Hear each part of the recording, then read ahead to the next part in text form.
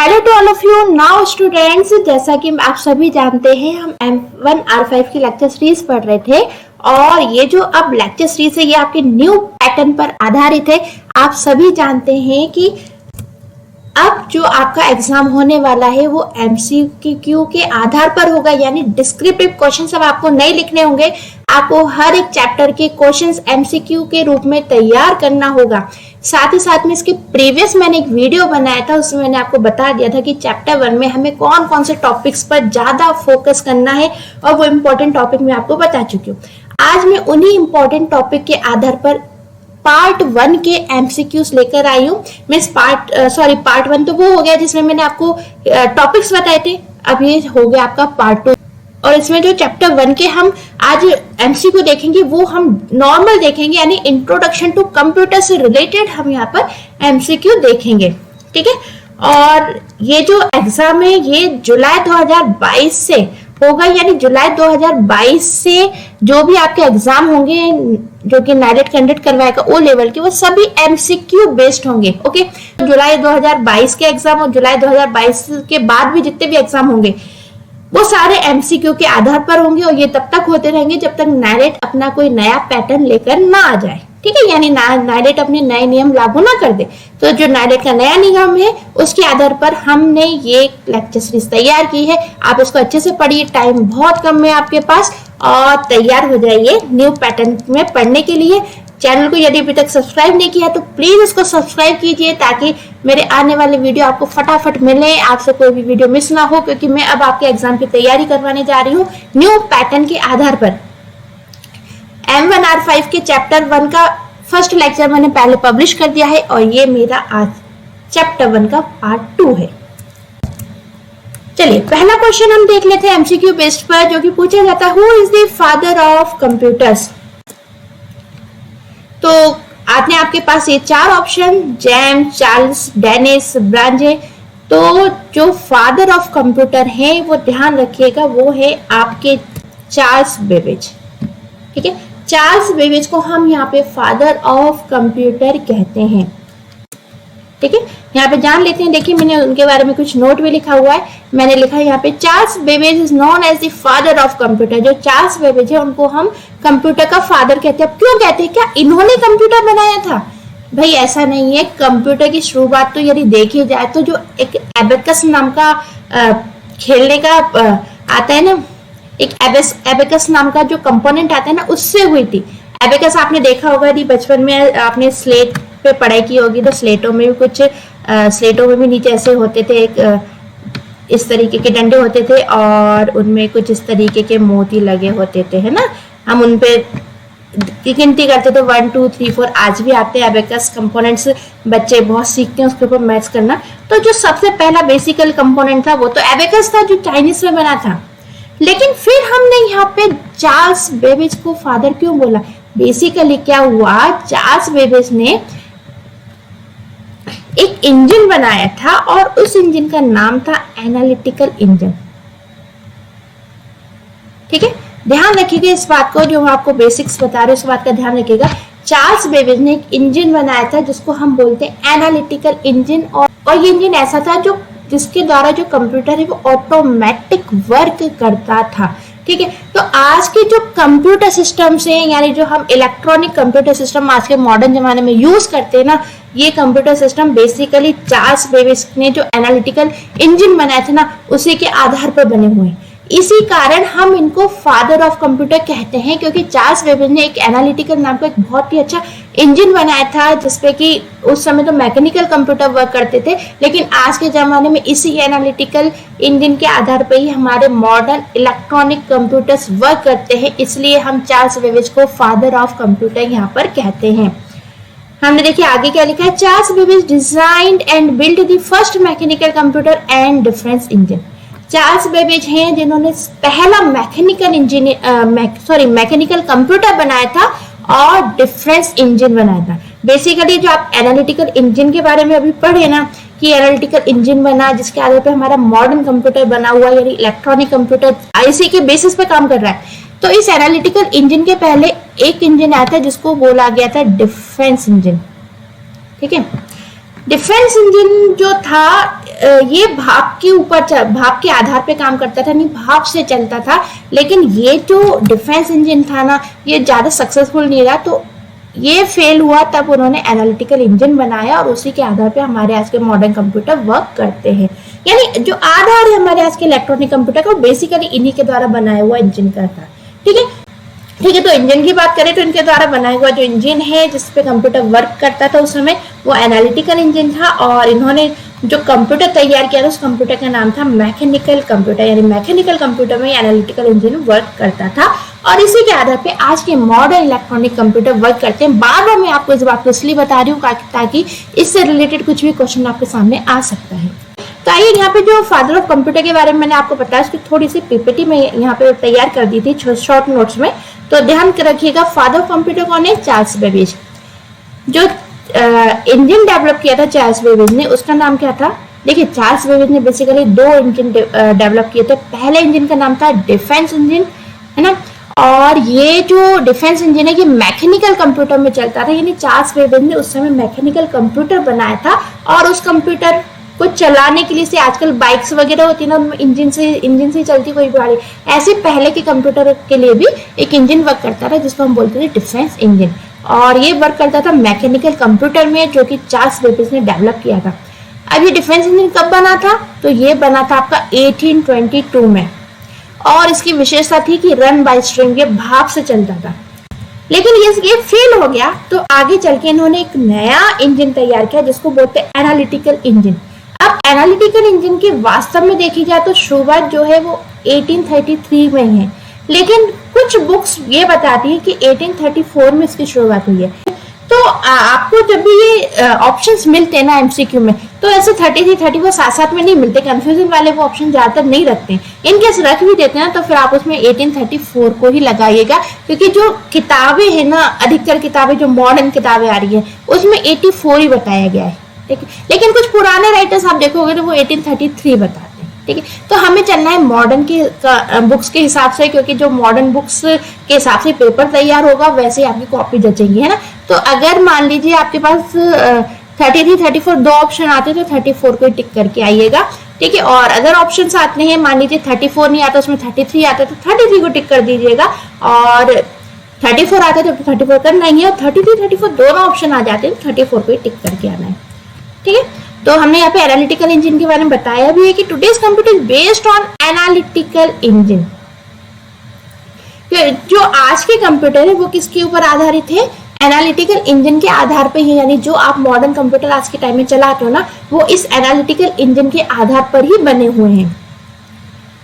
ये जो analytical engine था ये कैसा था? ऑटोमेटिक इंजन था, यानी ऐसा इंजन था जो अपने आप काम करता था। ठीक है, जैसे हमारे मॉडर्न कंप्यूटर ना आजकल के, ये क्या करते हैं? ऑटोमेटिक वर्क करते हैं। आप इसको टास्क दे दो करने के लिए, ये ऑटोमेटिक काम करते रहते हैं। आप बोल दो कि भाई ये गानों की पूरी लिस्ट है, तो इस पूरी लिस्ट को चला दो, पूरी प्लेलिस्ट को चला दो, तो पूरी प्लेलिस्ट को ऑटोमेटिक चलाने लगते हैं।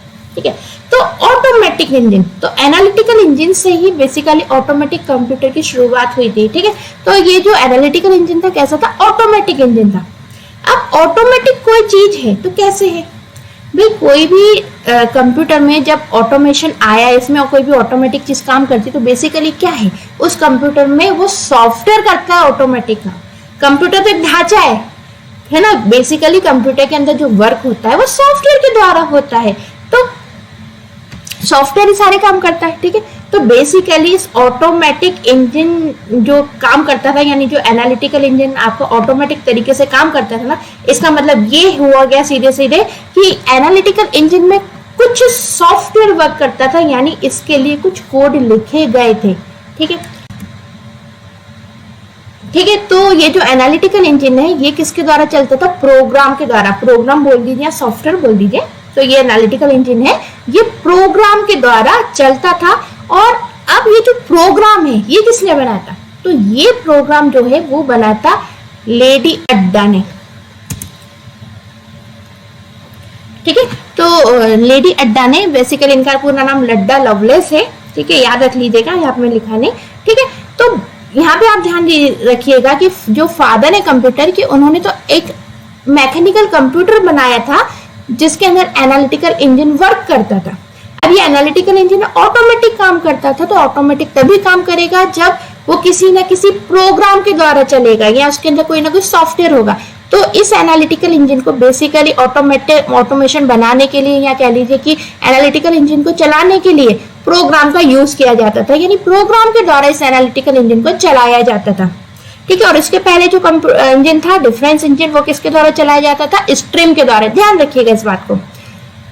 और ये जो एनालिटिकल इंजन है जो कि प्रोग्राम के जरिए ऑटोमेटिक चलता था, इसको किसने डेवलप किया था? तो लेडी अड्डा ने, या फिर नाम याद रखिए लड्डा लवलेस ने इसको डेवलप किया था। तो यहाँ पे एक बात तो सामने आती है कि अगर आपसे पूछा जाए फादर ऑफ कंप्यूटर, तो फादर ऑफ कंप्यूटर तो आपके चार्ल्स बेबेज हो गए, लेकिन कई बार क्वेश्चन पूछा जाता है मदर ऑफ कंप्यूटर, तो मदर ऑफ कंप्यूटर आपकी लेडी अड्डा है या अड्डा लवलेस इनका नाम है, ध्यान रखिएगा। ठीक है ना, आगे बढ़ते हैं। Which of the following is the correct abbreviation of computer? भाई ये जो कंप्यूटर आपको शब्द दिखता है ना, इसका एब्रीविएशन यानी इसका पूरा नाम क्या है? तो बताइए इसका पूरा नाम क्या होगा? तो देखिए कंप्यूटर का फुल फॉर्म होता है, सी का मतलब होता है कॉमनली, ओ का मतलब होता है ऑपरेटेड, एम का मतलब होता है मशीन्स, देन यू से यूज्ड, इन टी से टेक्निकल, एंड ई से एजुकेशनल एंड रिसर्च। ठीक है, सो कंप्यूटर का पूरा नाम होता है commonly operated machines used in technical and education research. देखिए ये पूरा नाम है कंप्यूटर का, यहाँ पे नोट में मैंने लिखा है the word computer is an abbreviation for the term, क्या नाम है इसका पूरा कंप्यूटर का? Commonly operated machines used in technical and educational research. ये ध्यान रखिएगा कंप्यूटर का पूरा नाम। अब यहाँ पे कंप्यूटर से रिलेटेड और भी एक जानकारी लिखी है, मैंने यहाँ पे लिखा है the word computer also relates to the word compute.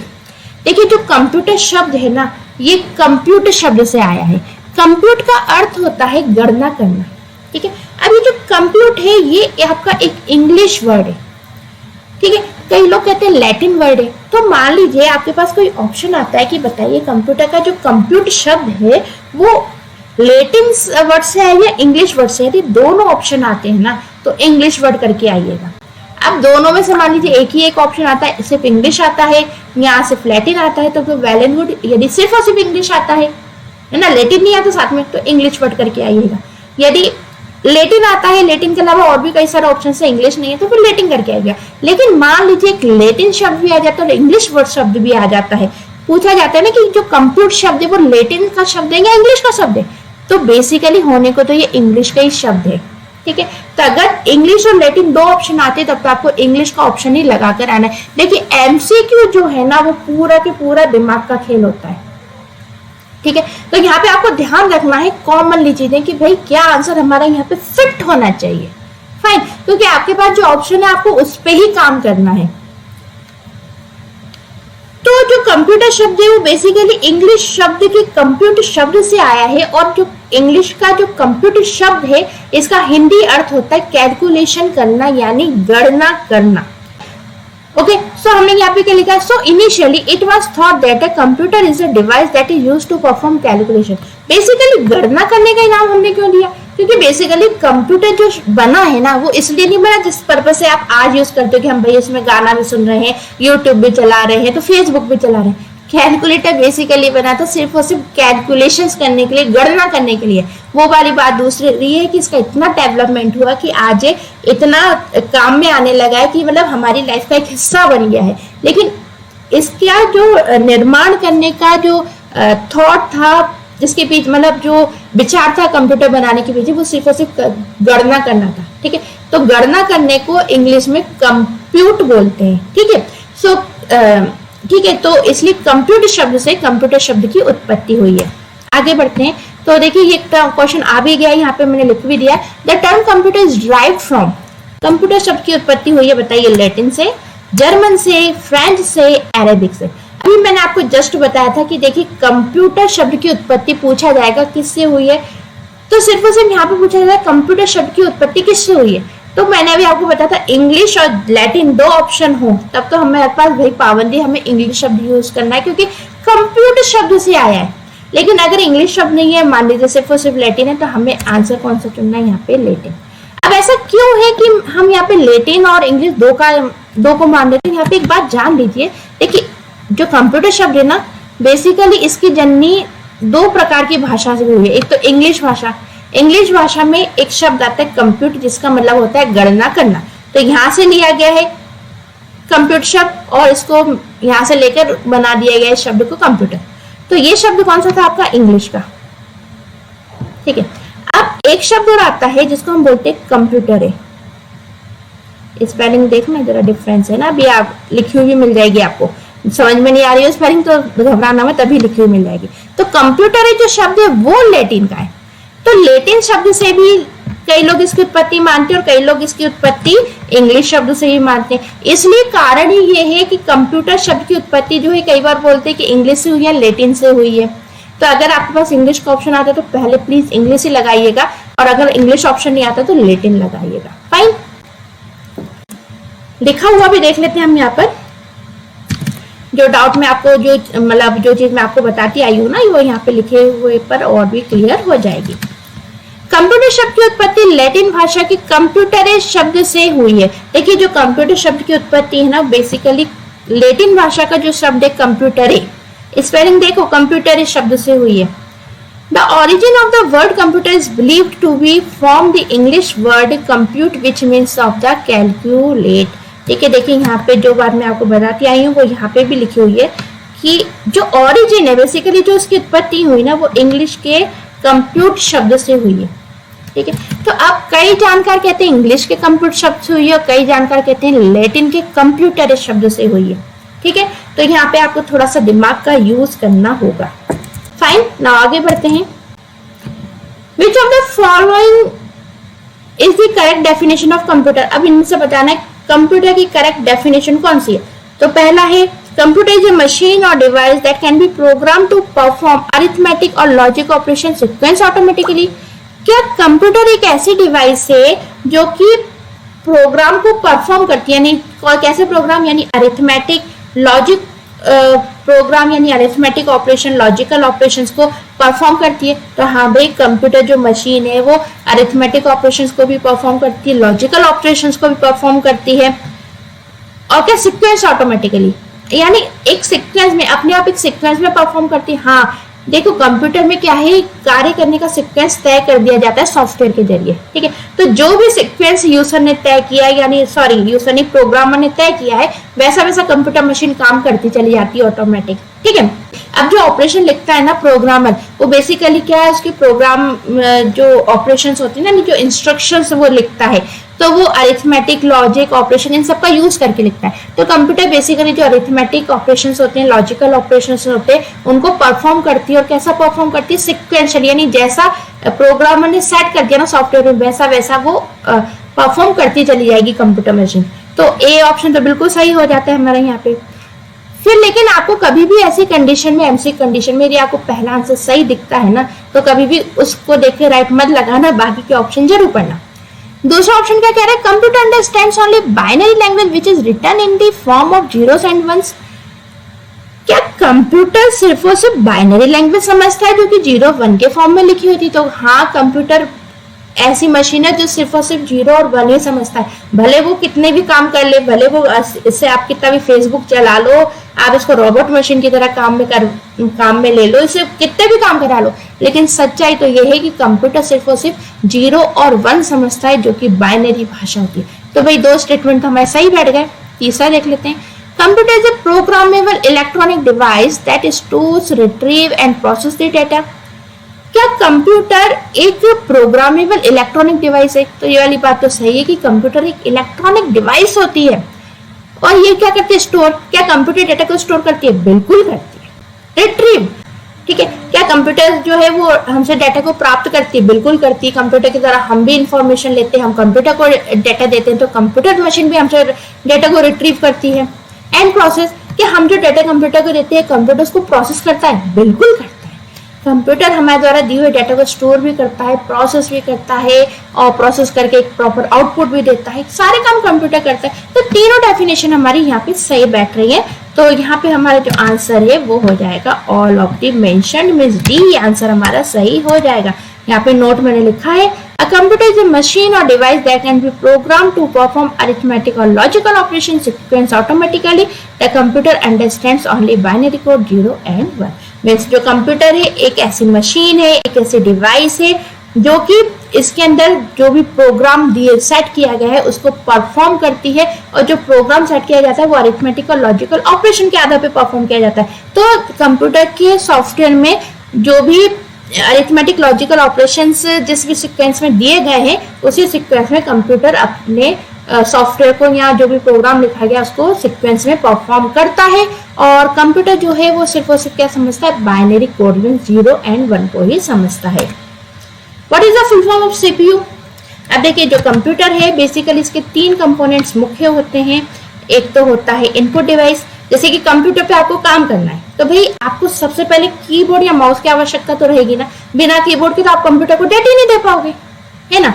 तो कंप्यूटर में मुख्य क्या हो गया, सबसे मुख्य हो गया इनपुट।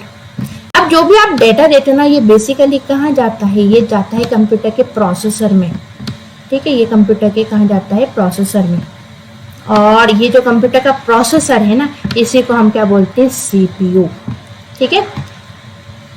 अब सीपीयू से डाटा जब प्रोसेस होता है ना, यानी डाटा तैयार होता है, तो उसके बाद फिर हमको मिल जाता है आउटपुट। तो इस प्रकार कंप्यूटर के मुख्य 3 कंपोनेंट हो गए, ठीक है। तो कंप्यूटर का जो मुख्य कंपोनेंट है ना, जो ब्रेन की तरह काम करता है, वो होता है आपका सीपीयू। अब ये सीपीयू कहाँ है, सेंट्रल में है ना, और पी और क्या है, ये प्रोसेसर है, ठीक है। तो बेसिकली सीपीयू को हम बोलते हैं central processing unit. Fine, I hope आपको समझ में आ गया होगा ये। तो देखिए आपके सामने 4 ऑप्शंस है, तो क्या आंसर आएगा इसका, सेंट्रल प्रोसेसिंग यूनिट, यानी जो सी है वो सही आंसर बैठेगा इसका। हमने यहाँ पे लिखा हुआ है CPU stands for central processing unit. CPU का पूरा नाम होता है central processing unit. CPU is the part of computer system that is mainly referred as the brain of the computer, ठीक है। जो सीपीयू है वो क्या है, कंप्यूटर सिस्टम का एक पार्ट है जिसको कि हम क्या बोलते हैं, ब्रेन ऑफ कंप्यूटर। कंप्यूटर का ब्रेन बोलते हैं हम कंप्यूटर को, सॉरी सीपीयू को, ठीक है। जैसे कि हमारा माइंड होता है ना, इसी प्रकार कंप्यूटर का भी एक माइंड होता है और उस माइंड को हम CPU mean central processing unit कहते हैं। Which of the following is the brain of the computer? बता दो कंप्यूटर का ब्रेन कौन है, अभी पढ़कर आए हम, सीपीयू सेंट्रल प्रोसेसिंग यूनिट जो है वो कंप्यूटर का ब्रेन है। तो ए यहाँ पे सही आंसर आपका हो जाएगा, ठीक है। The CPU is referred as the brain of computer। जो CPU है उसको हम क्या बोलते हैं, कंप्यूटर का ब्रेन कहते हैं। It consists of the control unit। तो जो CPU है बेसिकली इसमें क्या होती है, कंट्रोल यूनिट होती है, अरिथमेटिक और लॉजिक यूनिट होती है, ठीक है। तो बेसिकली जो अभी आपने डायग्राम देखा ना, कि आपने देखा एक तो क्या होती है, इनपुट यूनिट होती है ना। आपने देखा एक CPU यूनिट होती है, सेंट्रल प्रोसेसिंग यूनिट, और आपने देखा एक जो है वो आपकी कौन सी होती है, आउटपुट यूनिट, ठीक है। तो अभी तो हम बात कर रहे हैं सिर्फ और सिर्फ यहाँ पे सीपीयू की, ठीक है। तो बेसिकली जो सीपीयू है ना, इसके देखा जाए तो 3 भाग होते हैं, यानी इसके 3 मुख्य कंपोनेंट होते हैं। पहला होता है अरिथमेटिक लॉजिक यूनिट, ठीक है। जैसे कि हमारा दिमाग होता है, अब जो भी अरिथमेटिक ऑपरेशन हमको बहुत छोटेपन में KG1 में टीचर ने सिखाते वो हमारे दिमाग में स्टोर है ना, ऐसे जब कंप्यूटर का ब्रेन यानी सीपीयू बनता है ना, तो इसमें भी जो प्रोग्रामर है ना वो अरिथमेटिक के जितने भी ऑपरेशन है, जो भी लॉजिक है वो तैयार करके सीपीयू के ब्रेन में रख देता है। तभी सीपीयू, यही कारण है कि सीपीयू अरिथमेटिक ऑपरेशन को परफॉर्म कर जाता है। साथ ही साथ में जैसे हमारा माइंड होता है ना, हमको कंट्रोल भी करता है ना, हर चीज जो है हमारे दिमाग में सूझ आती है, हमें समझ आती है, हमें कंट्रोलिंग पावर जो है वो किससे मिलती है, दिमाग से मिलती है। तो इसी प्रकार कंप्यूटर में भी एक कंट्रोल यूनिट होती है जिसको हम बोलते हैं CU, C for control, U for unit. फिर जो हमारा वास्तव में ब्रेन है, इसमें कुछ हमें इस ब्रेन में कुछ स्टोर भी रहता है, ऐसे हमें कई सारी चीजें हैं जो हमें याद हैं, कई सारी चीजें जो हमारे माइंड में स्टोर है, मेमोरी में स्टोर है ना। तो इसी प्रकार जो सीपीयू का ब्रेन होता है इसमें भी क्या होती है, मेमोरी होती है, यानी जो सीपीयू है ना इसके अंदर मेमोरी भी होती है, ठीक है। तो मेमोरी यूनिट होती है बेसिकली। तो जो सीपीयू के अंदर 3 मुख्य कंपोनेंट्स होते हैं या 3 मुख्य यूनिट्स होती हैं। तो पहली होती है एएलयू, दूसरी होती है कंट्रोल यूनिट और तीसरी होती है memory unit. Which of the following is the smallest unit of the data in a computer? अभी कंप्यूटर में जब हम डेटा देते हैं तो सभी जान गए कि कंप्यूटर क्या समझता है, कंप्यूटर सिर्फ समझता है आपका 0 और 1, ठीक है। तो ये 0 जो है बेसिकली जो 0 और 1 है ये है बाइनरी नंबर। इसमें जो 0 है इसको हम बोलते हैं बिट, ठीक है। और इसी प्रकार जो 1 है इसको भी हम क्या बोलते हैं, बिट। यानी जो बाइनरी भाषा के जो 0 और 1 होते हैं ना, इनको हम बिट बोलते हैं, ठीक है। तो सबसे छोटी यूनिट जो होती है वो होती है आपकी बिट, ठीक है। तो यहाँ पे देखिए आपके पास 4 ऑप्शंस आए हैं, तो जो सही ऑप्शन है वो आपका कौन सा हो जाएगा, बिट। अब bit is defined as the smallest unit of data in a computer system, ठीक है। जो बिट है, ये जो 0 हो चाहे 1 हो, ये बिट जो भी है, ये कंप्यूटर के अंदर सबसे छोटी यूनिट होती है डेटा की। It is used as a short form of binary digit. ये जो बाइनरी डिजिट्स होती है ना, जो भी आपकी यानी जो बाइनरी लैंग्वेज कंप्यूटर समझता है वो क्या है, बाइनरी लैंग्वेज समझता है वो कौन सी होती है, 0 1 डिजिट ही है ना। तो सबसे छोटी जो डिजिट है वो कौन सी होती है, आपकी बाइनरी डिजिट। जो छोटी डिजिट होती है वो कौन सी होती है, आपकी बिट होती है। A bit can have only 2 values। जो आपकी बिट्स होती है ना, ये केवल 2 वैल्यूज को रखती है, या तो 0 या 1। अब ऐसा नहीं बिट हमने बोल दिया तो 2 हो जाएंगे। बिट का मतलब होता है कोई सी भी एक वैल्यू, एक डिजिट, यानी या तो 0 या फिर 1, ठीक है। तो 0 है या 1 है, ये क्या है, डिजिट है। फिर यहाँ पे कुछ एक इंपॉर्टेंट पॉइंट और आता है, अ निबल कंप्राइज 4 बिट। अब देखिए ये जो बिट है ना, यदि ये सिर्फ और सिर्फ 0 है या सिर्फ और सिर्फ 1 है, तब तो ये बिट है। लेकिन अगर मान लीजिए इस तरीके की कोई सी भी बिट, चाहे वो 0 के फॉर्म में हो चाहे 1 के फॉर्म में हो, या मान लो चारों 0 चारों 1 हो, जब ये 4 इकट्ठी हो जाती है ना एक ग्रुप में, तो हम इसको बोलते हैं निब्बल, NIBBLE। ध्यान रखिएगा क्वेश्चन में पूछा जाता है कि 4 बिटों के समूह को हम क्या बोलते हैं, निब्बल, NIBBLE, यहाँ भी लिखा हुआ है, ठीक है। मान लीजिए इस तरीके की 8 बिट का सेट हो गया, तो फिर उसको हम बोलेंगे बाइट। Fine, okay.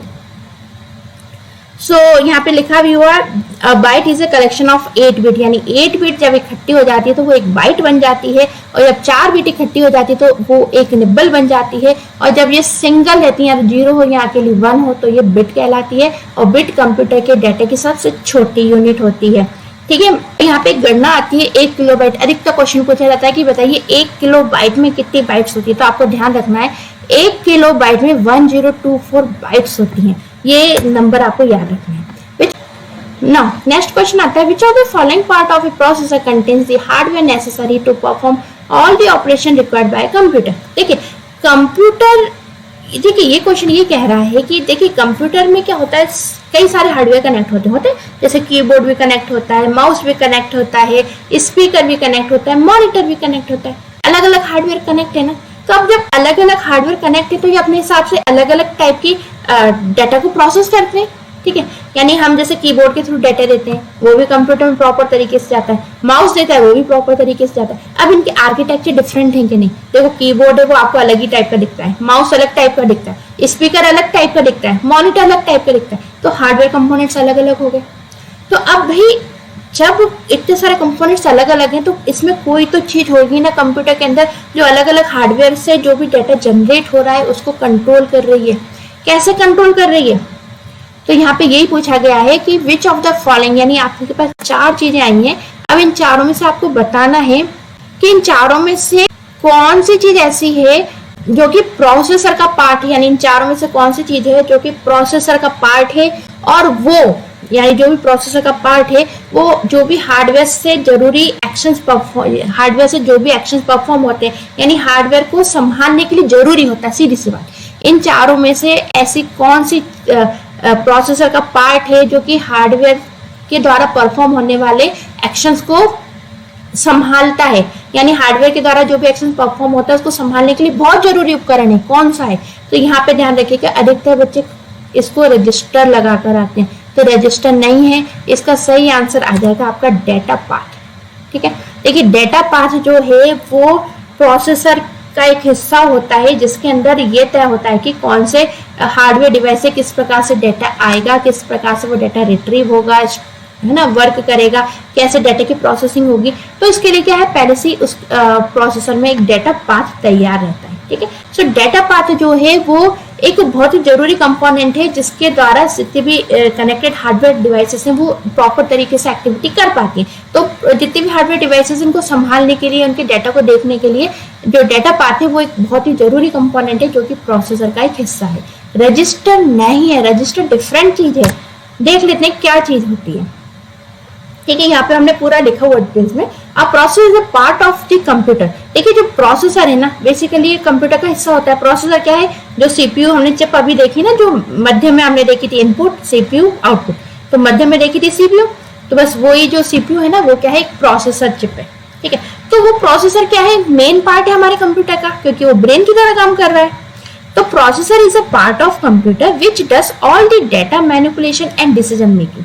तो बेसिकली जो प्रोसेसर है वो क्या है, एक ब्रेन की तरह काम कर रहा है। तो जो भी डेटा मैनिपुलेट हो रहा है, जो भी डिसीजन लिए जा रहे हैं, वो सब उस प्रोसेसर के द्वारा ही लिए जा रहे हैं। ठीक है, सो अब प्रोसेसर कंप्राइज ऑफ, तो प्रोसेसर बेसिकली क्या करता है, तो हमने यहाँ पे लिखा है a data path that contains the hardware necessary to perform all the operations. तो बेसिकली प्रोसेसर में एक डेटा पाथ होता है जो कि हमारे हार्डवेयर के द्वारा होने वाले परफॉर्म होने वाले ऑपरेशंस को संभालता है। ठीक है, यानी जो भी जरूरी चीजें ना, जो कि हमारे हार्डवेयर को भी देखो कुछ फैसिलिटी चाहिए, किस तरीके से हमारे हार्डवेयर कनेक्टिविटी होगी, किस तरीके से डेटा का फ्लो होगा, तो उन सब चीजों के लिए कौन होता है, डेटा पाथ होता है प्रोसेसर के अंदर। फिर इसके अंदर क्या होता है, एक कंट्रोलर भी होता है। ठीक है, तो a controller tells the data path where need to be done, sorry what need to be done. देखिए इस जो प्रोसेसर है इसके अंदर एक कंट्रोलर भी होता है। मैंने बताया था ना आपको, कंट्रोल यूनिट होती है, अभी जस्ट बताया एएलयू होती है, कंट्रोल यूनिट होती है, मेमोरी यूनिट होती है। तो प्रोसेसर में एक कंट्रोलर भी होता है जो कि डेटा पाथ को ये बताता है कि उसको क्या करना है। जैसे डेटा पाथ एक होता है, वो क्या करता है, हार्डवेयर के जितने भी जरूरी ऑपरेशन है उनको परफॉर्म करवाता है। कैसे करवाता है, तो बेसिकली सीपीयू में कंट्रोल यूनिट भी होती है, वो डेटा पाथ को बताती है कि उसको क्या चीज करने की आवश्यकता है, यानी उसे क्या करना होगा। ठीक है, तभी जाके डेटा पाथ कुछ काम को कर पाता है। ठीक है, तो यहाँ पे ध्यान रखिएगा प्रोसेसर का डेटा पाथ एक जरूरी कंपोनेंट है जो कि हार्डवेयर के लिए बहुत जरूरी होता है। हार्डवेयर के द्वारा आने जाने वाले डेटा को मेंटेन करता है, ठीक है, संभालता है। ठीक है, तो वो बेसिकली क्या, डेटा का जो आने जाने वाला पाथ है उसको देखता है, और इस डेटा पाथ को जो इन्फॉर्मेशन देता है कि बेसिकली इसको करना क्या है, कैसे करना है, तो वो करवाता कौन है, कंट्रोलर करवाता है।